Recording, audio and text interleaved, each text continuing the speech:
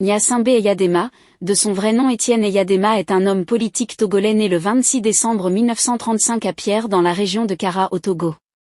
Il a joué un rôle majeur dans l'histoire politique du pays, occupe le poste de président du Togo pendant 38 ans. Eyadema a commencé sa carrière comme militaire, rejoignant l'armée coloniale française en 1953. En 1963, il participe à la création des Forces armées togolaises, FAT, et gravit rapidement les échelons pour devenir officier supérieur. En janvier 1967, Eyadema a renversé le premier président du Togo Sylvanus Olympio, lors d'un coup d'État militaire. Il s'est autoproclamé président, et a commencé à gouverner le pays d'une manière autoritaire.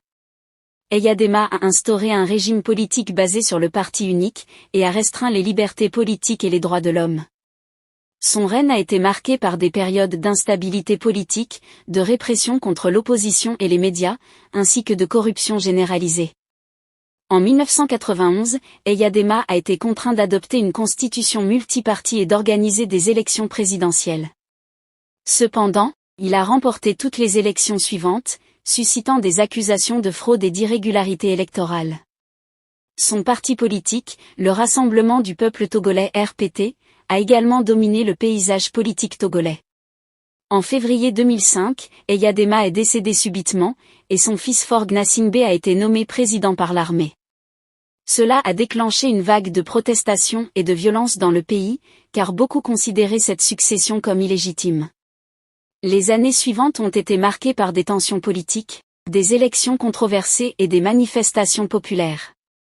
Cependant, Faure Gnassingbé a réussi à se maintenir au pouvoir, et a été réélu président à plusieurs reprises, tout en maintenant un régime souvent critiqué pour ses violations des droits de l'homme et son manque de démocratie.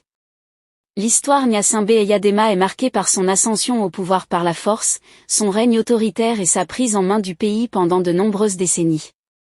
Sa famille et son parti politique ont joué un rôle dominant dans la politique togolaise, suscitant des critiques sur la démocratie et la gouvernance dans le pays. Si vous avez aimé la vidéo, n'oubliez pas de cliquer sur j'aime et de commenter pour agrandir notre famille.